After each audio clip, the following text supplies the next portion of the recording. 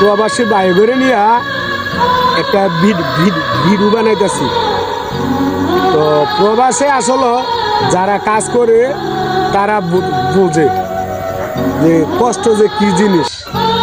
তো আমরা তো বাংলাদেশ থেকে মা বাবা সবাই চিন্তা ভাবনা করি কি আসলে আমার ছেলে বিদেশে থাইকা অনেক টাকা পয়সা কামাই করে। আসলে যে তারা কত কষ্ট করিয়া টাকা পয়সা কামাই করে একমাত্র বলতে পারবো তারা। তো প্রবাসী ভাইয়েরা আপনাদেরকে মানে দেশে থেকে যতই চাপ দেব আপনারা কোনো টেনশন করবেন না। কি লেগা আজকে আপনার যদি একটা কোনো কিছু হয়ে যায় তাহলে আপনার পুরা গবে কানা। তা আগে আপনারা নিজের শরীর স্বাস্থ্য ঠিক রাখবেন, নিজের শরীর স্বাস্থ্য ঠিক রেখে তারপরও আপনারা টাকা পয়সা বাড়াইবেন। আর কথাই আছে নিজে বাঁচলে ভাবের নাম।